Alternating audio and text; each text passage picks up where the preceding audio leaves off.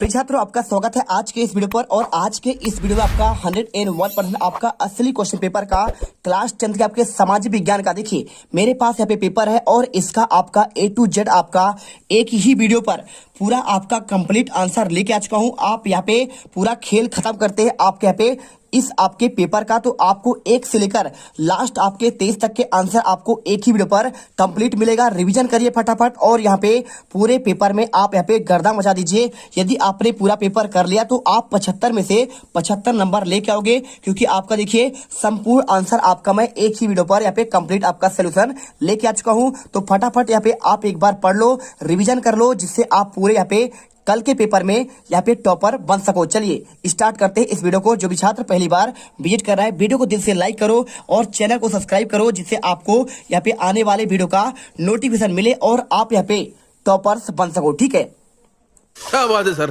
क्या बात है सर, क्या बात, ये बात है। अरे सर क्या बात।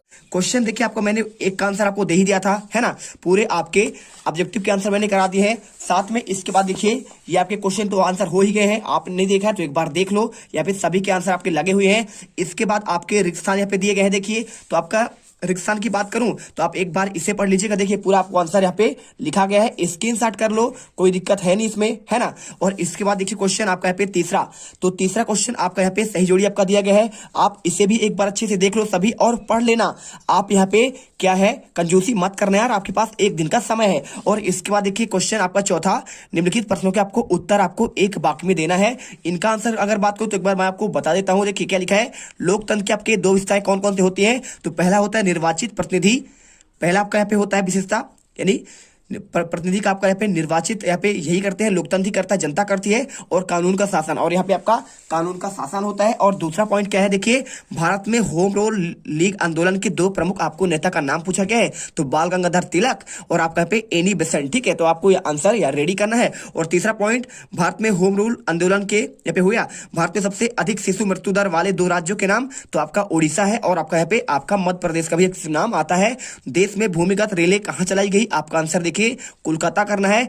कोई 3 बहुराष्ट्रीय कंपनियों के आपको नाम बताना है, तो पेप्सी, कोका कोला और आपका यहाँ पे नोकिया। ठीक है, आप इसे रेडी करो। इसके बाद देखिए क्वेश्चन आपका यहाँ पे सत्य असत्य वाले क्वेश्चन आपका यहाँ पे एक क्वेश्चन और बचा है। बस निर्माण उद्योग के 3 आपके प्रमुख केंद्रों के आपको नाम बताना है, तो अहमदाबाद, सूरत, मुंबई, आपको यहाँ पे ये रेडी करना है। इसके बाद देखिए यहाँ पे आपका आता है सत्य असत्य वाले क्वेश्चन, तो इन्हें आप एक बार अच्छे से देख लो। सभी का आंसर आपको यहाँ पे दे दिया गया है ना। आपके पास टाइम है, आराम से पढ़ लो। और इसके बाद क्वेश्चन नंबर चलिए चलते हैं 6 नंबर पर। क्वेश्चन पूछा है एजेंडा 21 क्या है। तो अगर मैं इसके आंसर की बात करूं तो यहां पर देखिए, अगर मैं इस क्वेश्चन के आपके आंसर की बात करूं तो आपको सिंपल तरीके से आपको यहाँ पे एजेंडा 21 के बारे में आपको यहाँ पे पूरा आपको क्वेश्चन का आंसर लिखना है। बहुत ही बेहतरीन क्वेश्चन है, आपके वार्षिक एग्जाम में भी ये क्वेश्चन आपका आने वाला है। लिख लीजिए। देखिए 1992 में ब्राजील के शहर रियो डी जेनेरो में आपका एक हुआ था सम्मेलन। ठीक है, संयुक्त राष्ट्र पर्यावरण और विकास सम्मेलन के दौरान राष्ट्राध्यक्षों द्वारा स्वीकृत किया गया था। इसका उद्देश्य भूमंडलीय सतत पोषणीय विकास प्राप्त करना था। और यह एक कार्यसूची है जिसका उद्देश्य समान हितों, पारस्परिक आवश्यकताओं, सम्मिलित जिम्मेदारियों के अनुसार विश्व सहयोग के द्वारा पर्यावरण क्षति, गरीबी और रोगों से निपटना है। इसका मुख्य उद्देश्य प्रत्येक स्थानीय निकाय अपना स्थानीय एजेंडा 21 तैयार करें। ठीक है, तो आप आंसर यहाँ पे बढ़िया लिख दीजिएगा। 1992 में आपका ब्राजील के शहर रियो डी जेनेरो में आपका इस सम्मेलन हुआ था, इसे करिए। और इसके बाद देखिए क्वेश्चन आपका आता है मरुस्थलीय मृदा के आपको विशेषता की बात कर रहा है। अगर मैं इसके आंसर की बात करूं तो मरुस्थलीय मृदा की विशेषता आपको देखिए, पहला लिखा है यहाँ पे मृदा का रंग लाल और आपका भूरा होता है, पहला विशेषता। और दूसरा देखिए मृदाओं में ह्यूमस और नमी की आपका मात्रा कम होती है। तीसरा पॉइंट, मृदाएं आमतौर पर रेतीली और लबड़ी आपका होता है। तो आप टेंशन मत करो, आप अच्छे से यहाँ पे अच्छे से दिल से याद करो, दिल से तैयारी करो, आपके पास समय है। आपको इसे कराने के बाद आपका दूसरा पेपर कराएंगे और मजे ही मजे कर देंगे। ठीक है, चलिए इसके बाद क्वेश्चन दिया गया, देखिए भारत में यहाँ पे लिखा है ना आपका क्वेश्चन, भारत में कौन सी आपकी मृदाएं पाई जाती है। तो अगर मैं इसके आंसर की बात करूं देखिए, तो आपका ये वाला क्वेश्चन था, भारत में जलोढ़ मृदा, काली मृदा, लाल व पीली मृदा, लैटेराइट मृदा और आपका मरुस्थलीय मृदा आपका पे वन मृदा पाई जाती है। और उसके बाद क्वेश्चन देखिए बांगर क्या है, तो आप आंसर करेंगे। देखिए पुरानी जलोढ़ मिट्टी को बांगर कहते हैं। यह नदियों द्वारा प्राचीन मृदा है जिसमें ऊंचे भागों में पाई जाने वाली यह एक मृदा मिट्टी के उन क्षेत्रों में मिलती है जहां नदियों की बाढ़ का जल नहीं पहुंच पाता है। और बांगर स्लेटी रंग की चिकनी मिट्टी होती है और यह कम उपजाऊ और प्रायः कंकड़ यानी आपका कैल्शियम कार्बोनेट इसमें आपके पाए जाते हैं। अगर आपसे कोई पूछे कि मृदा अपरदन क्या है तो देखिए मृदा के कटाव और उसके बहाव की प्रक्रिया आपका मृदा अपरदन कहलाता है। इतना चीजें आप तो यहाँ पे याद तो कर ही सकते हैं ना। इसके बाद देखिए क्वेश्चन क्या लिखा है 8वां नंबर। देखिए भारत के प्रमुख आपके रबी और आपके खरीफ फसल का आपको नाम बताना है। अगर मैं इसके आंसर की बात करूं, अब देखिए ये क्वेश्चन तो आपका बहुत ही सरल, कैसा सरल है देखिए। आप जानते हैं कि जो आपका रबी के फसल होता है, किसकी बात कर रहा है, रबी की फसल जो अभी आपका ठंडी के सीजन में है। कहां पे है, ठंडी के सीजन में आपका बोया गया है। जैसे कौन कौन सा देखिए, गेहूं अभी सीजन चल रहा है ठंडी में, और आपका जौ का, मटर का चल रहा है, चना का चल रहा है ना, और इसके आपका सरसों का। तो आपका देखिए यहाँ पे आपका जो क्या होता है, ठंडी के सीजन में आपका यहाँ पे अक्टूबर नवंबर में बोए जाते हैं, वो आपके होते हैं रबी के फसल। और खरीफ फसलें कौन होते हैं, जो आपके बरसात में बोए जाते हैं। बरसात में कौन कौन देखिए, चावल होता है, मक्का होता है, ज्वार होता है, बाजरा होता है, बाजरा, अरहर, मूंग, उड़द, कपास, जूट, मूंगफली, है ना। तो आप ये क्वेश्चन बहुत सिंपल है, आप इन्हें रेडी करिए और दिल से वीडियो लाइक कर दीजिए यदि आप टॉपर बनना चाहते हैं जीत क्लासेस इंडिया से, ठीक है। इसके बाद क्वेश्चन देखिए क्या लिखा है यहाँ पे आपका लिखा गया है। इसके बाद आपका अथवा क्वेश्चन दिया गया है, कर्तन दहन कृषि किस प्रकार की जाती है। तो अगर ये क्वेश्चन आपसे कोई पूछे तो आप बहुत सिंपल तरीके से कर सकते हैं। उत्तरी पूर्वी राज्यों के किसान जंगल के पेड़ पौधे को काट कर जलाकर उसे साफ जमीन पर फसल उगाते हैं। क्या करते हैं, जंगल को जला देते हैं, है ना। तो जंगल को जला देंगे, सीधी सी बात है, यहाँ पे उसे साफ हो जाएगा। तो जब मृदा की उर्वरता कम हो जाती है तो किसान उस भूमि के टुकड़े से स्थानांतरित होकर क्या करते हैं, कृषि कार्य के लिए भूमि का दूसरा टुकड़ा साफ करते हैं। कहने का मतलब ये है कि आदिवासी लोग जंगल में रहते हैं तो क्या करते हैं, ये जंगल में जाकर पेड़ पौधे को काट कर वहां खेती करने लगते हैं, ठीक है। और करने के बाद जब, अब सीधी बात है, जब वहां के पेड़ पौधे जला दोगे आप तो वहां का उर्वरता आपका नष्ट हो जाएगा पृथ्वी का। तो उर्वरता नष्ट होने के बाद क्या करते हैं, पुनः दूसरी जगह के यहाँ पे टुकड़े भूमि को यहाँ पे काटते हैं, लकड़ियों को सभी आपका यहाँ पे साफ करते हैं और इसके बाद वहां पे आपका क्या है, खेती करते हैं। तो इसे स्थानांतरित कृषि भी कहते हैं, ठीक है। तो कर्तन दहन पूछे या फिर आपका स्थानांतरित कृषि पूछे, आपका बात एक ही है, आपने पढ़ा होगा। इसके बाद चलिए क्वेश्चन दिखाते हैं आपका नेक्स्ट क्वेश्चन। तो आपका अगला क्वेश्चन यहाँ पे आपका दिया गया है, देखिए क्या दिया है, क्वेश्चन नंबर आपका 9। वस्त्र उद्योग को किन्हीं 5 वर्गों में बांटा गया है, आपको बताना है किन 5 वर्गों में बांटा गया है, इसका आपको आंसर देना है। चलिए आपको आंसर दिखा देते हैं।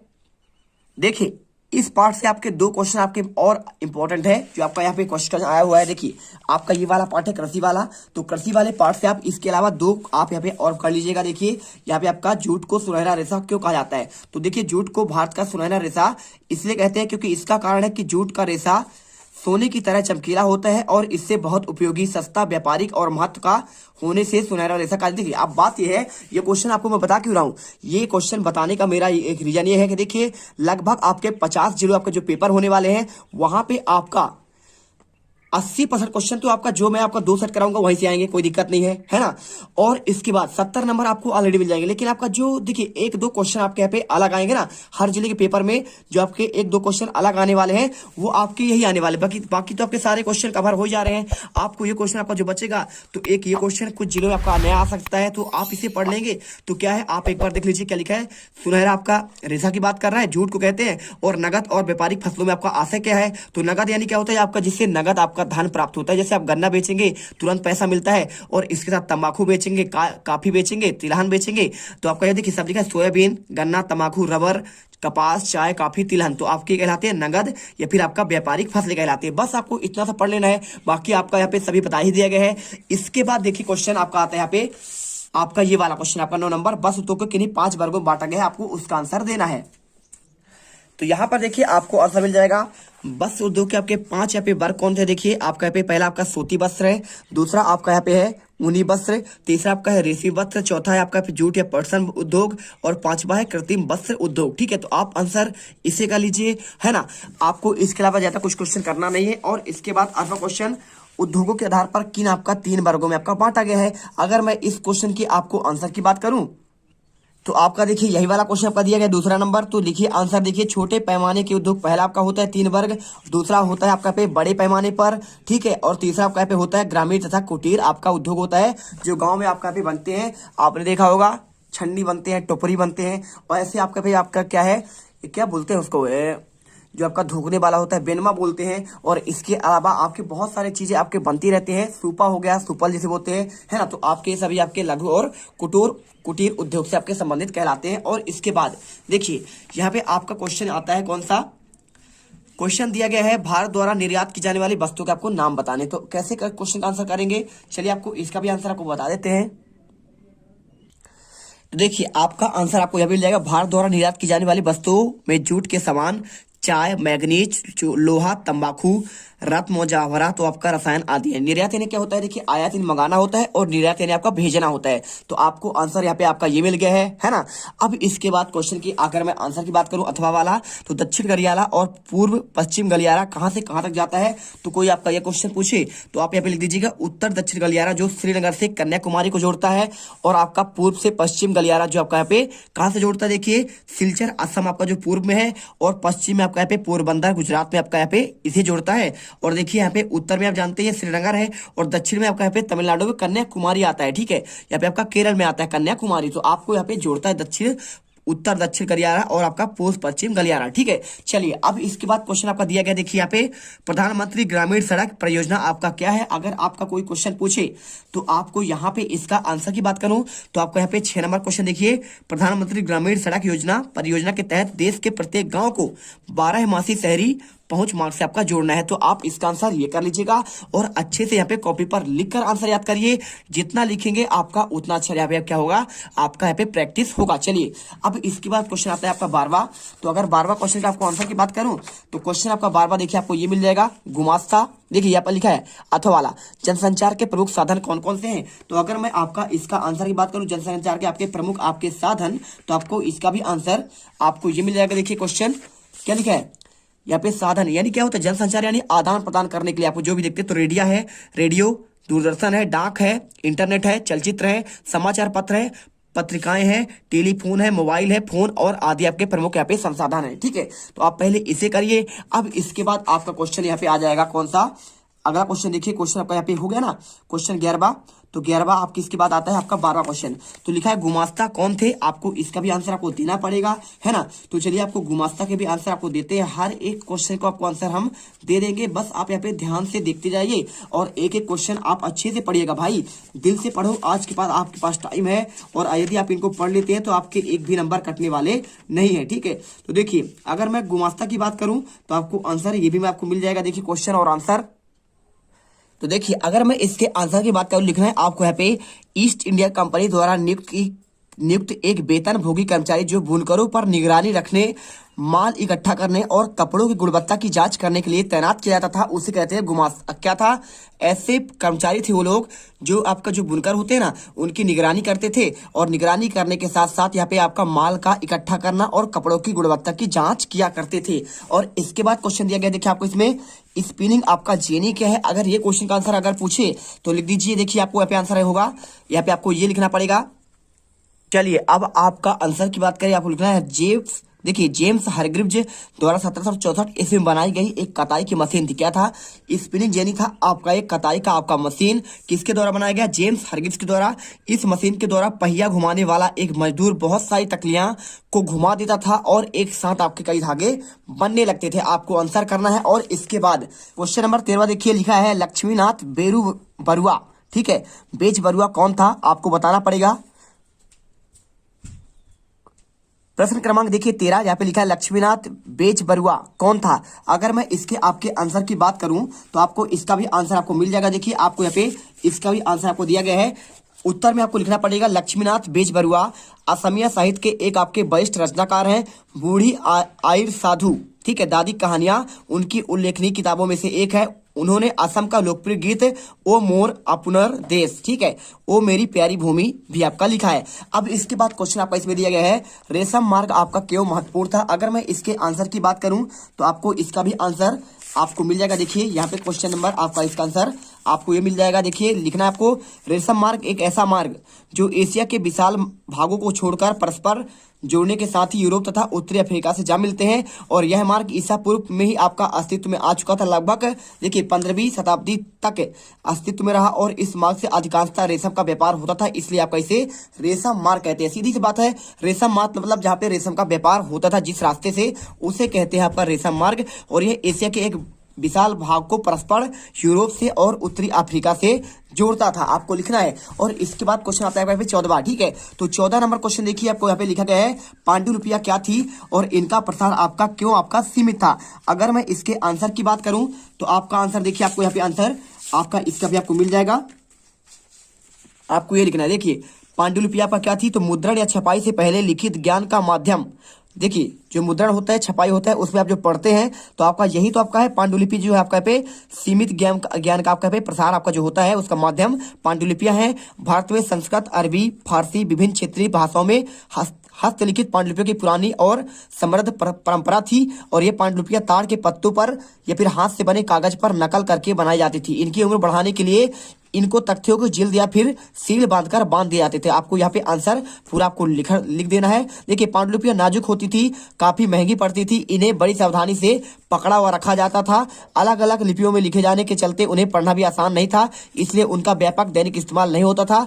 इसी कारण इनका प्रसार आपका सीमित रहा। भाई सीधी सी बात है, जब आप उसे अच्छे से ले जा नहीं सकते हैं, उसे अच्छे से क्या कर सकते हैं, उसे अधिक दिन तक चला नहीं सकते हैं, तो सीधी बात है उसका आपका सीमित हो जाएगा। यानी कभी कभी आप खोलेंगे उसे, डेली खोलेंगे तो आपका खराब हो जाएगा। तो आपको आंसर यहाँ पे पांडुलिपि के बारे में लिखना है। और इसके बाद क्वेश्चन दिया गया है, प्राच्य शब्द का आपका अर्थ बताया पूछा गया है। तो प्राच्य शब्द का अगर कोई आपके अर्थ पूछे तो आप यहाँ पे देखिए आंसर कर देना है।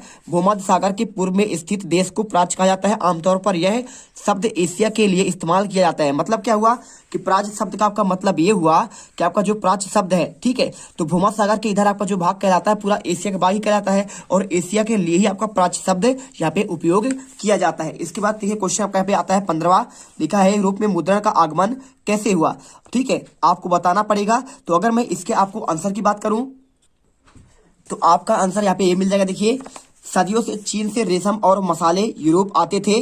11वीं सदी में चीनी कागज भी यूरोप पहुंचा था, जिसमें पांडुलिपियों के उत्पादन में मुमकिन बनाया। फिर 1295 में मार्को पोलो नामक एक महान आपका खोजी यात्री चीन से वुड ब्लॉक काठ की तख्ती वाली छपाई की तकनीक का ज्ञान अपने साथ लेकर इटली वापस लौटा और इतावली इसके बाद तख्ती की छपाई से किताबें निकालने लगे और जल्द यह तकनीक बाकी यूरोप में फैल गई। आपको आंसर करना पड़ेगा, है ना। क्या नाम था उसका, मार्को पोलो नाम था। जो चीनी गया था, मंगोल यात्रा में गया था। तो आपको सिंपल तरीके से आपको यहाँ पे देखिए चीन से रेशम और मसाले यूरोप आते रहते, लेकिन आपका कागज क्या पे प्रचलन जो आपका चीन ने ही किया था। इसके बाद देखिए पंचांग और निरंकुश बात का आपका क्या अर्थ है, आपका ये पूछा गया है। अगर मैं आपके इसके आंसर की बात करूं तो इसका भी आंसर आपको यहाँ पे ये मिल जाएगा। देखिए सिंपल तरीके से पंचांग और निरंकुशवाद। तो अगर मैं देखिए यहाँ पे आंसर ध्यान से देखिएगा, यहाँ पे आपको जो क्वेश्चन का आंसर लिखा गया है आपको लिखना पड़ेगा चांद सूरज की गति, ज्वार भाटा के समय और लोगों के दैनिक जीवन से जुड़ी कई अहम जानकारियां देता है। वार्षिक प्रकाश पंचांग कहलाता है। और निरंकुश बात क्या है, देखिए पंचांग है ना आपका रामनारायण पंचांग, आपका उसी की बात कर रहा है। निरंकुश बात क्या है, राजकाज की ऐसी व्यवस्था जिसमें किसी एक व्यक्ति को संपूर्ण शक्ति प्राप्त हो और उससे उस पर कानूनी पाबंदी लगी हो, ना ही संवैधानिक आपका पे निरंकुश बात कहलाता है। आप इसी कर लीजिए। अब आता है क्वेश्चन नंबर आपका यहाँ पे 16वां। देखिए क्वेश्चन में लिखा है केंद्र सरकार ने काम के अधिकार को लागू करने के लिए क्या तरीका आपका अपनाया था। तो अगर मैं इसके आंसर की बात करूं तो ये रहा आपका इसका आंसर। आपको आंसर रेडी करना है। केंद्र सरकार ने काम के अधिकार को लागू करने के लिए क्या तरीका अपनाया। तो आंसर देखिए यहाँ पे इसे राष्ट्रीय ग्रामीण रोजगार गारंटी अधिनियम 2005 के नाम से भी यहाँ पे आपका जाना जाता है। काम के अधिकार मतलब आपको यहाँ पे देखिए क्या होता है इसमें, महात्मा गांधी राष्ट्रीय ग्रामीण रोजगार गारंटी अधिनियम 2005 के अंतर्गत उन सभी लोगों को जो ग्रामीण क्षेत्रों में काम करने में सक्षम है तथा जिन्हें काम करने की जरूरत है, सरकार द्वारा वर्ष 100 दिन के आपके रोजगार की गारंटी दी जाती है। और यदि सरकार रोजगार उपलब्ध कराने में असफल रहती है तो वह लोगों को आपका बेरोजगार भत्ता भी देती है ना। तो साल भर में आपको 100 दिन का काम आपको देना अनिवार्य है और यदि नहीं देती है तो उसका आपको पैसा देती है, बेरोजगारी भत्ता आपको देता है। और इसके बाद देखिए क्वेश्चन आपका दिया गया क्वेश्चन नंबर देखिए अथवा में प्लाटेन आपका क्या है। अगर मैं इसके आपके आंसर की बात करूं तो आपको सिंपल तरीके से आपको यहाँ पे जाना है 55 नंबर के आपके पेज में, तो आपको इसमें आंसर आपको मिल जाएगा। चलिए आपको दिखा देता हर एक क्वेश्चन का आपको आंसर दिखाएंगे, टेंशन मत लीजिए, ठीक है। तो देखिए आपको यहाँ पे प्लाटेन क्या होता है आपका, मैं इसका आंसर आपको यहाँ पे देता हूँ। देखिए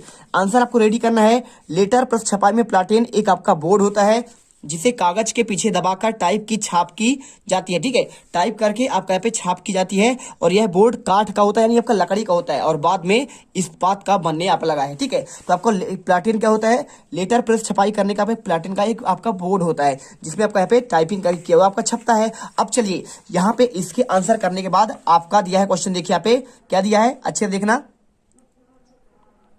यहाँ पे आपका लिखा है वैश्वीकरण को बढ़ावा देने वाले कारक के आपको नाम बताने हैं। तो ये भी क्वेश्चन आपका बहुत सरल है, आपको यहाँ पे टेंशन नहीं लेना है। देखिए आपको क्वेश्चन का अगर मैं आंसर की बात करूं तो आपको क्वेश्चन का आंसर आपको यहाँ पे ये मिल जाएगा। देखिए तो देख सकते हैं यहाँ पे आपका लिखा है वैश्वीकरण को बढ़ावा देने वाले कारक में बहुराष्ट्रीय कंपनियां, उच्च प्रौद्योगिकी, यातायात के विकसित साधन और इसके साथ विश्व व्यापार संगठन यानी आपका WTO है ना, विश्व का क्या होगा वर्ल्ड, टी से आपका यहाँ पे ट्रेड और आपका यहाँ पे ओ से आपका ऑर्गेनाइजेशन सेंटर, तो आपको विश्व व्यापार संगठन, सूचना प्रौद्योगिकी आदि प्रमुख है। और इसके बाद बात करूं मैं, इसमें लिखा है वैश्वीकरण से आपका क्या आशय है, तो अगर मैं इस आंसर की बात करूं तो लिख दीजिए अधिक विदेश व्यापार और अधिक विदेशी निवेश के कारण विभिन्न देशों के बाजारों और उत्पादनों में आपका एकीकरण हो रहा है। विभिन्न देशों के बीच परस्पर संबंध और तीव्र एकीकरण की प्रक्रिया को आपका वैश्वीकरण कहते हैं। ठीक है, तो आपका होता है ग्लोबलाइजेशन। तो आप इसे आंसर रेडी करिए और देखिए अगर आपको यहाँ पे ये आपके 2 नंबर क्वेश्चन है, ठीक है ना। इसके बाद क्वेश्चन आपका आता है 18वां। तो 18वां क्वेश्चन यहाँ पे लिखा है वनों से होने वाले प्रत्यक्ष और आपके यहाँ पे अप्रत्यक्ष लाभ। अब देखिए क्वेश्चन 18 से आपके 3 नंबर वाले क्वेश्चन यहाँ पे आना स्टार्ट हो रहा है। तो अगर मैं इनके आंसर की बात करूं तो आपको सिंपल तरीके से आपका 18 का आंसर आपको रेडी करना पड़ेगा। हर एक क्वेश्चन आपको यहाँ पे अच्छे से आपको यहाँ पे रेडी करना है। ठीक है, देखिए अगर मैं इसके आंसर की बात करूं तो आपको यहाँ पे सिंपल तरीके से आपको ये आंसर आपको लिख देना है। देखिए वनों से होने वाले प्रत्यक्ष और आपका यहाँ पे अप्रत्यक्ष लाभ। तो लिखिए आपको, देखिए यहाँ पे पहला क्या है, वनों से हमें इमारती लकड़ी, ईंधन, कागज के लिए आपका बांस प्राप्त होता है। वायुमंडल की नमी को आकर्षित कर वनों को वर्षा कराने में सहायक होती है। ये वायु के प्रदूषण को कम करते हैं और ये मृदा अपरदन को रोकने में सहायक होते हैं। ये जंगली पशुओं की प्राकृतिक आवास प्रदान करते हैं और ये बाढ़ नियंत्रण को रोकने में आपके सहायक होते हैं। वनों से हमें महत्वपूर्ण जड़ी बूटियां मिलती हैं। वन भू जल स्तर को ऊंचा करने में सहायक होता है। वन मनोहारी आकर्षक क्षेत्र होता है जो पर्यटक के आधार पर आकर्षक बनाते हैं। वन आदिम जातियों की शरीर होता है और उनके भोजन भी वनों से प्राप्त हो, जैसे कंद मूल, फल एवं वन, पशु पक्षियां। तो आपका रेडी आंसर हो गया। अब इसके बाद देखिए क्वेश्चन क्या लिखा है इसमें। इसके बाद क्वेश्चन आपका यहाँ पे दिया गया है बेरोजगारी से आपका क्या संबंध है। तो चलिए आपको यहाँ पे बेरोजगारी का आपको तात्पर्य फिर आशय आपको स्पष्ट करते हैं। तो ये रहा इसका आंसर। देखिए आपको लिखना है यहाँ पे वह स्थिति जिसमें कोई व्यक्ति काम करना चाहता है और उसके काम करने की क्षमता भी है किंतु फिर भी उसे काम नहीं मिलता है, उसे बेरोजगारी कहते हैं। तो आप यहाँ पे आंसर कर लीजिए। इसके अलावा अगर आपसे कोई पूछे तो आप यहाँ पे शिक्षा का आशय क्या है, आप इसको भी पढ़ सकते हैं, है ना। प्राथमिक क्या है, सेवा क्षेत्र को परिभाषा की बात कर रहा है तो इन्हें पढ़ लीजिएगा। आपके वार्षिक की दृष्टि से आपके सारे IMP क्वेश्चन है। ठीक है, चलिए इसके बाद अगर मैं बात करूं क्वेश्चन 19वां, संघात्मक सरकार के आपके पे 4 लक्षण आपको बताना है। तो अगर मैं इस क्वेश्चन का आपको आंसर की बात करूं तो संघात्मक शासन के आपको 4 लक्षण आपको यहाँ पे सिंपल तरीके से बता देना है। देख लीजिए आपको यहाँ पे आंसर दिया है। पहला आपको लिख रहा है शक्तियों का बंटवारा करना, है ना। और आपका दूसरा पॉइंट लिखा है लिखित तथा कठोर आपका संविधान है। और साथ में तीसरा पॉइंट आपका पे स्वतंत्र और निष्पक्ष आपका न्यायपालिका है। तो आपको यही पॉइंट आपको याद करना है, बाकी तो आप इनके बारे में थोड़ा बहुत आप लिख ही सकते हैं अपने से। और इसके बाद देखिए क्वेश्चन 3 पॉइंट लिख दीजिएगा, आपको नंबर मिल जाएगा। लेकिन आपको ऐसे 5 दिए गए हैं क्योंकि आपको पूरे तो याद अच्छे से होंगे नहीं। द्विसदनीय विधान पालिका, तो आप यहाँ पे पॉइंट याद कर लीजिए और पढ़ लीजिएगा। यहाँ पे आपको सिंपल देखिए आपके यहाँ पे द्विसदनीय मतलब हमारे देश में यहाँ पे आपके 2 सदन है, एक आपका उच्च सदन लोकसभा और आपका निम्न सदन आपका राज्यसभा होता है। दोहरा शासन मतलब क्या होता है, यहाँ पे आपका एक केंद्र का सरकार होता है और एक आपका यहाँ पे राज्यों का सरकार होता है। जैसे देखिए मध्य प्रदेश के मुख्यमंत्री कौन है, शिवराज सिंह चौहान है। तो आपका मध्य प्रदेश का मंत्रिमंडल अलग है और केंद्र में आपके पे नरेंद्र मोदी है, प्रधानमंत्री हैं। तो आपका इसे कहते हैं दोहरा शासन। ठीक है, पूरा देश अलग चलाते हैं और मध्य प्रदेश में अलग चल। देखिए अगर मैं बात करूं केंद्र में देखिए भाजपा सरकार है, लेकिन गुजरात में आप जाओगे, आप यहाँ पे राजस्थान में जाओगे तो कांग्रेस की सरकार मिलेगी। तो आपको इस प्रकार से यहाँ पे आपका आंसर करना पड़ेगा। इसके बाद देखिए अभी तो आपका यहाँ पे कांग्रेस सरकार वहां पे नहीं है, कहाँ पे, गुजरात में भाजपा की सरकार है। और इसके बाद देखिए क्वेश्चन आपका यहाँ पे आता है 19 का आपका अथवा क्वेश्चन बहुत ही बेहतरीन क्वेश्चन है। देखिए जैव विविधता क्या है और ये मानव जीवन के लिए क्यों आपका यहाँ पे महत्वपूर्ण है। देखिए जैव विविधता मतलब आपका होता है बायोडाइवर्सिटी होता है। ठीक है, तो अगर मैं आपका इसका आंसर की बात करूं, देखिए जैव विविधता वन जीवन और कृषि फसलों में विविध प्रकार का प्रतीक है और वनस्पति और वन जीव में अनेक प्रकार के पेड़ पौधे, जीव जंतु, मनुष्यों में मानव की अनेक जातियां उपजातियां पाई जाती हैं और इन्हें आप यहाँ पे देखिए क्या होता है, पूरा आपका यहाँ पे जैव विविधता मतलब पूरा देखिए बहुत सारे आपके जीव जंतु है, ये सभी आपके इकट्ठे रहते हैं ना। मनुष्य तो आपका जहाँ पे रहता है यहाँ पे भिन्न भिन्न प्रकार के जानवर मनुष्य पाए जाते हैं, इन्हें कहते हैं आपका यहाँ पे जैव विविधता कहलाता है, बायोडाइवर्सिटी कहलाता है। यानी आपका देखिए एक बगीचा है और उसमें अनेक प्रकार के फूल खुले हैं, मतलब समझने का मतलब आपका वही है, पूरा आपका पे जितने आपके सब कुछ आपको देखते हैं ये आपके सब आपके जैव विविधता यानी आपको डाइवर्सिटी के अंतर्गत आते हैं। और जैव विविधता के कारण मनुष्य को आवश्यकता अनेक प्रकार की वस्तुएं प्राप्त होती है, जिसका उसका जीवन पृथ्वी पर बना हुआ है। ठीक है, यदि आपके पेड़ पौधे ना हो तो आप क्या करेंगे, खाना कहाँ से खाएंगे, और इसके साथ आपके यहाँ पे जंगल ना हो तो आप यहाँ पे लकड़ियां कहाँ से प्राप्त करेंगे, और यदि इंसान ही ना हो तो वो भी तो आपका प्रॉब्लम है ना। तो हर चीज आपका यहाँ पे सिस्टमेटिक आपका बना हुआ है। आंसर रेडी करिए। इसके बाद क्वेश्चन आता है, देखिए आपका यहाँ पे 20वां, बांग्लादेश के ग्रामीण बैंक पर आपको टिप्पणी लिखना है। कैसे करेंगे आप इसका आंसर, तो चलिए आपको क्वेश्चन आपका 20 का भी आंसर आपको यहाँ पे दे देते हैं, क्योंकि हर एक क्वेश्चन का आपको आंसर देना जरूरी है। देख लीजिए आपको यहाँ पे मिल जाएगा बांग्लादेश के ग्रामीण बैंक के आपका यहाँ पे टिप्पणी, तो आप आंसर कर लो। बांग्लादेश ग्रामीण बैंक का सफल इतिहास रहा है और इसकी सफलता सस्ती ब्याज दरों में गरीब को ऋण देने में होता है। और यहाँ पे आपका पूरा लिखा है, देखिए वहाँ पे 60 लाख कर्जदार हैं और बांग्लादेश के 40,000 गाँवों में आपके फैले हुए हैं। इससे ऋण लेने वाली ज्यादातर आपकी महिलाएं होती हैं, जिनका संबंध समाज के गरीब तबकों से होता है। इनका कर्जदार ने दिखा दिया है कि न केवल गरीब महिलाएं भरोसेदार कर्जदार है, बल्कि वे विभिन्न तरह की छोटी आय पैदा करने वाली गतिविधियों को सफलतापूर्वक शुरू करने में, चला सकने में आपका सक्षम है। और इसके बाद क्वेश्चन आपका यहाँ पे आता है, देखिए भारत में पंचायती राज व्यवस्था का विस्तार पूर्वक आपको यहाँ पे आपको वर्णन करना है। अगर मैं इसके आंसर की बात करूं तो आपका इसका भी आंसर आपको यहाँ पे मिल जाएगा। देखिए आपको हर एक क्वेश्चन का आंसर बहुत ही बेहतरीन तरीके से आपको दे दिया जाएगा। देख लीजिए आपको आंसर ये मिल जाएगा। तो आप यहाँ पे देखिए क्वेश्चन, और आपका यहाँ पे पंचायती राज व्यवस्था का विस्तार पूर्वक वर्णन। तो देखिए सबसे पहले पंचायती राज व्यवस्था मतलब क्या होता है, पंचायत की आपकी व्यवस्था। ठीक है, देखिए गांवों के स्तर पर मौजूद स्थानीय शासन को, व्यवस्था को पंचायती राज के नाम से जानते हैं। यानी आपका जो यहाँ पे सरपंच होता है, उप सरपंच होता है और आपके पंच होते हैं, इसी व्यवस्था की बात कर रहा है। तो होता कहाँ कहाँ पे, देखिए कैसे आपका यहाँ पे इसके ऊपर आपका जिला परिषद काम करता है, जो ग्रामीण स्तर पर होता है। देखिए यहाँ पे ग्रामीण स्तर प्रत्येक गांव में आपका एक ग्राम पंचायत होता है। देखिए 3-4 गांव मिलकर एक आपका ग्राम पंचायत होते हैं, जिनमें आपका एक सदस्य और आपका यहाँ पे एक अध्यक्ष होता है। और जो आपका अध्यक्ष होता है, देखिए उसे कहते हैं क्या, यहाँ पे आपका बारडोस चुने जाते हैं, उन्हें पंच कहते हैं, और अध्यक्ष को यहाँ पे सरपंच माना जाता है। तो आप जानते हैं सब कुछ ना। और इसके बाद जो पंच जिसे चुनते हैं उसे कहते हैं आपका यहाँ पे उप सरपंच कहते हैं। और दूसरा आपका देखिए पंचायत समिति होता है। तो आपको यहाँ पे ये वाला पॉइंट पढ़ना है। तीसरा आपका यहाँ पे होता है आपका जिला परिषद। तो आपको अच्छे से इसे पढ़ लेना है। और इसके साथ आपका देखिए यहाँ पे कुछ क्वेश्चन दिए हैं, स्थानीय सरकार और आपके स्थानीय, ये कोई दिक्कत नहीं है। चलिए यहाँ पे संघीय सरकार और आपका एकात्मक सरकार, आप चाहो तो इसे वार्षिक की दृष्टि से आईएमपी मानकर इसे पढ़ सकते हैं। ठीक है, चलिए इसके बाद आपका क्वेश्चन आता है, देखिए 21वां नंबर, ऊर्जा के गैर परंपरागत आपके स्रोतों का विस्तार पूर्वक वर्णन करना है। तो अगर मैं इसके आंसर की बात करूं तो आपको सिंपल तरीके से देखिए आपको यहाँ पे आंसर आपको मिल जाएगा। देखिए ये क्वेश्चन आपका यहाँ पे 4 नंबर के आपके दीर्घ उत्तरी क्वेश्चन है। तो आपको दीर्घ उत्तरी क्वेश्चन ही आपको यहाँ पे देखिए आपका दिया गया है, ऊर्जा के गैर परंपरागत स्रोतों के विस्तार पूर्वक वर्णन। देखिए सबसे पहला आपका सौर ऊर्जा। ठीक है, देखिए ऊर्जा के वे संसाधन जो बार बार उपयोग के बाद भी समाप्त नहीं होते हैं, गैर परंपरागत नवीकरणीय, इन्हें नवीकरणीय भी कह सकते हैं, फिर आपका गैर परंपरागत भी कर सकते हैं। मतलब क्या होता है, ये खत्म नहीं होते हैं। सूर्य की रोशनी आप क्या खत्म कर सकते हैं, नहीं कर सकते हैं। इसी प्रकार आपका यहाँ पे हवा ऊर्जा को आपका पवन ऊर्जा बोलते हैं उसे, उसको भी खत्म नहीं कर सकते हैं। इसके साथ देखिए आपका बायोगैस हो गया, और इसके साथ देखिए यानी आपका कचरा, और इसके साथ ज्वारीय ऊर्जा यानी समुद्र में आपका ज्वार और जो भाटा आता है, और भूतापीय ऊर्जा। तो आपको यहाँ पे पॉइंट बाय पॉइंट सौर ऊर्जा, पवन ऊर्जा के बारे में देखिए लिखा गया है यहाँ पे। पवन ऊर्जा का उपयोग कुआं से पानी निकालने के लिए, सिंचाई करने और बिजली पैदा करने में किया जाता है। कहाँ कहाँ पे, गुजरात में, तमिलनाडु में, उड़ीसा में, कर्नाटक में। और सौर ऊर्जा क्या होता है, देखिए भारत में सौर ऊर्जा की अपार संभावनाएं हैं।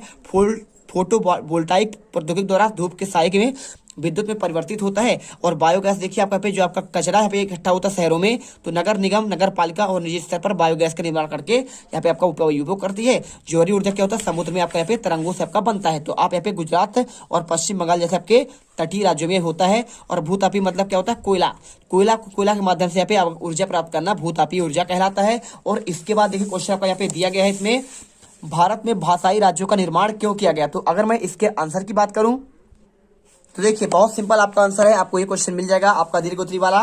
तो भारत में भाषाई आधार पर बहुत ही आर्थिक विभिन्नता पाई जाती है, यानी आपके थोड़े थोड़े दूर जाएंगे तो आप अलग अलग राज्य में आपका अलग अलग भाषा मिलता है, ठीक है। जैसे आप पूर्व में जाएं, असम के साइड जाए, अरुणाचल में जाएं तो आपको उधर अलग भाषा मिलेगा, और यदि आप यहाँ पे जम्मू कश्मीर साइड जाएं तो अलग मिलेगा, गुजरात में जाए तो गुजराती मिलेगा, और बंगाल में जाए तो बंगाली मिलेगा। तो ऐसे करके तमिलनाडु में जाएंगे तो आपका यहाँ पे तमिल मिलेगा। तो यहाँ पे आपका इसके आधार पर यहाँ पे आपका राज्य का भी गठन कर दिया गया। सबसे पहले देखिए यहाँ पे आपका उसी का आंसर पूरा आपका लिखा गया है, तो आप एक बार अच्छे से पढ़ लो, कोई आपका दिक्कत है नहीं, पूरा आंसर आपको यहाँ पे दिया गया है, ठीक है। तो पढ़ लीजिए। इसके बाद चलते हैं आपका पे नेक्स्ट क्वेश्चन, आपका 22वां लिखा है लोकतंत्र में राजनीतिक दलों के विभिन्न भूमिकाओं का आपका चर्चा करना है। अगर मैं इसके क्वेश्चन के आंसर की बात करूं तो राजनीतिक दल के बारे में आपको आंसर आपको ये करना है। देखिए लोकतंत्री राज्य में राजनीतिक दल अनेक प्रकार कार्य करते हैं। इनका मुख्य कार्य देखिए आपका जनमत का आपका निर्माण करना है ना। देखते हो कि राहुल गांधी अभी चला रहे कौन सा, यहाँ पे भारत जोड़ो आंदोलन। तो ये जनमत को इकट्ठा करते हैं जनताओं को, और इसके बाद चुनाव भी लड़ते हैं। तो बिल्कुल लड़ते हैं, आपके अलग अलग पार्टियों से खड़े होते हैं और लड़ते हैं चुनाव।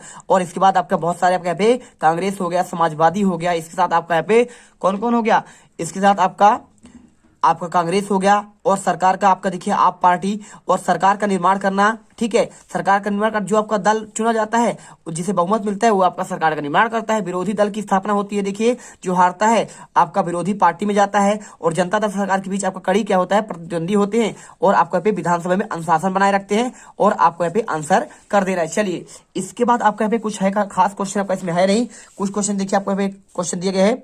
बहुदलीय प्रणाली से क्या समझते हैं, आप इसे एक बार पढ़ लीजिएगा। साथ में शपथ पत्र क्या होता है, राष्ट्रीय पार्टी किसे कहते हैं, बर्लुस्कोनी कौन है, और दल बदल आपका यहाँ पे क्या है। तो आप एक बार इनको पढ़ लीजिए, राष्ट्रीय दल और प्रांतीय दल में आपको अंतर यहाँ पे आपको पढ़ लीजिए, क्योंकि आपके क्वेश्चन यहाँ पे आपका आएंगे, ठीक है। अगर क्वेश्चन में आपका आए राष्ट्रीय राजनीतिक दलों के कोई आपके 5 कार्य, तो आप यहाँ पे 5 कार्य भी आप यहाँ पे से पढ़ सकते हैं। चलिए इसके बाद क्वेश्चन आपका आता है आपका 22वां हो चुका। अब इसके बाद आता है देखिए आपका 23वां क्वेश्चन आपको दिया गया, सबने अवज्ञा आंदोलन का आपको वर्णन करना है। तो यहाँ पर देखिए क्वेश्चन आपका दिया गया है, सबने अवज्ञा आंदोलन का आपको वर्णन करना है। देखिए क्वेश्चन आपके यहाँ पे जो क्वेश्चन आपका यहाँ पे ये वाला क्वेश्चन है, और आपका यहाँ पे ये वाला क्वेश्चन, तो आपका क्वेश्चन आपका रिपीट हुआ है। तो इसके जगह में आपका यहाँ पे क्वेश्चन आपका दूसरा है, आपको मैं बताऊं कौन सा क्वेश्चन आपको यहाँ पे रेडी करना है। देखिए अगर मैं इसके आंसर की बात करूं, सबने अवज्ञा आंदोलन की, तो देखिए अगर आपको सबने अवज्ञा आंदोलन की बात करें तो आप यहाँ पे लिख दीजिए। देखिए गांधी जी ने सबने अवज्ञा आंदोलन शुभारंभ नमक कानून का उल्लंघन कर किया था। कैसे किया था, देखिए 12 मार्च 1923 को गांधी जी ने दांडी के लिए प्रस्थान किया, और यह घटना दांडी यात्रा के नाम से, आपने दांडी मार्च सुना होगा ना, कब 12 मार्च 1930 को इन्होंने स्टार्ट किया था, आपको लिखना है, ठीक है। नमक कानून का यहाँ पे आपका विरोध किया था, और इसके बाद देखिए नमक कानून तोड़कर नमक बनाया जाए, और इनका मांग किया था, देखिए विदेशी वस्त्रों को त्याग कर उनकी होली जलाई जाए, शासकीय नौकरी को छोड़ा जाए, और जनता सरकार को ना दे, ठीक है। चलिए जनता सरकार को आपको कर ना दे, कर यानी आपका यहाँ पे जो आपको दिया जाता है, ठीक है, जानते ही कर यानी आपका जीएसटी जो होता है, तो आपको ना दे। और इसके अलावा देखिए क्वेश्चन आपको इन दोनों के आधार क्वेश्चन आपका रिपीट है, तो इनके जगह में आपको क्वेश्चन आपको यहाँ पे रेडी करना है आपका जी वाला। देखिए हर एक क्वेश्चन आपको समझा देंगे कौन सा क्वेश्चन आपको यहाँ पे रेडी करना है। देखिए आपका यहाँ पे जलियांवाला बाग का आपको हत्याकांड, ठीक है। तो आपको देखिए अच्छे से आपको यहाँ पे जलियांवाला बाग का हत्याकांड आपको लिखना है। रॉलेट अधिनियम 1919 को लागू हुआ था, और विरोध में पूरे देश में आवाज उठी। पंजाब में रॉलेट अधिनियम का विरोध हुआ था। पंजाब में ब्रिटिश सरकार ने अपने जगह जगहों पर लाठी गोली चलवाई थी, और 10 अप्रैल को कांग्रेस के 2 प्रभावशाली नेता सत्यपाल और आपका डॉक्टर सैफुद्दीन किचलू को गिरफ्तार कर लिया गया था। और 13 अप्रैल बैसाखी के दिन जब इसका आपका दिन देखो विरोध सभा हुआ, तो वहाँ पे जनरल ओडायर ने अपने सैनिकों के साथ पहुंचा, और लगातार लगभग 800 से अधिक व्यक्ति मारे गए थे, और 2000 लोग आपके घायल हुए थे। तो उसे को देखिए आपका जलियांवाला वाला हत्याकांड अमृतसर में होता, आपने सुना होगा इसका नाम, आप इसे याद करिए। इसके अलावा आप देखिए यहाँ पे आपको यहाँ पे याद करना है, साइमन कमीशन पर आपको टिप्पणी पढ़ना है। तो आप यहाँ पे साइमन कमीशन के बारे में आप एक बार पढ़ लीजिएगा, ठीक है। यहाँ पे आपका लिखा साइमन वापस जाओ का नारा इन्होंने दिया था। और इसके अलावा देखिए आपको यहाँ पे दांडी मार्च के बारे में आपका क्वेश्चन आपको यहाँ पे ये मिल जाएगा। तो दांडी मार्च भी आप यहाँ पे क्या समझते हैं, आप इसे पढ़ लीजिएगा पूरा। आपको देखिए 78 या सहयोगी के साथ आपके यात्रा में भाग लिया था, और इन्होंने जो है नमक कानून यहाँ पे तोड़ा था। तो आपको इसके बारे में यहाँ पे लिखा गया है, इसे पढ़ लीजिएगा। और इसमें कोई खास क्वेश्चन आपका है नहीं, है ना, तो आप यहाँ पे पढ़ लीजिए इनको। और इसके अलावा देखिए क्वेश्चन आपका यहाँ पे कुछ आपका है नहीं। इसके बाद क्वेश्चन आपका जो नेक्स्ट क्वेश्चन है आपको यहाँ पे देखिए नेक्स्ट पेपर आपको इसके बाद आपको उसका आंसर आपको मिल जाएगा, ठीक है। तो फटाफट आप इन्हें याद कर लो, क्योंकि आपका ये क्वेश्चन यदि आप रेडी कर लेते हैं तो आप यहाँ पे पूरे के पूरे 75 में से 75 नंबर लेके आओगे। तो यहाँ पे आपका पेपर यहाँ पे समाप्त होता है। मिलते हैं आपके अगले एक नेक्स्ट वीडियो पर। और उस वीडियो में आपका पे देखिए आपका दूसरा पेपर, आपका जो दूसरे जिले का पेपर है, हम आपको इसको करवा देंगे। 2 पेपर में आप यहाँ पे पूरा A to Z क्वेश्चन आपका बाहर नहीं जाएगा। कोई भी आपका जिला हो, कैसा भी आपका पेपर हो, पूरे आपके यहाँ पे नंबर आएंगे 75 में 75 और आप यहाँ पे पेपर में गर्दा उड़ा दोगे। ठीक है, जय हिंद, जय भारत। तुम लोग गलती से अगर नए हो तो सब्सक्राइब करो, वो जो लाल वाला बटन है उस पर अपने जीजा जी फेंक के मारो या फूफा जी, मुझे नहीं पता, बस क्लिक हो जाना चाहिए। अब मैं भी जा रहा हूं, मुझे मुठिया पेलने जाना है। बाय। वो है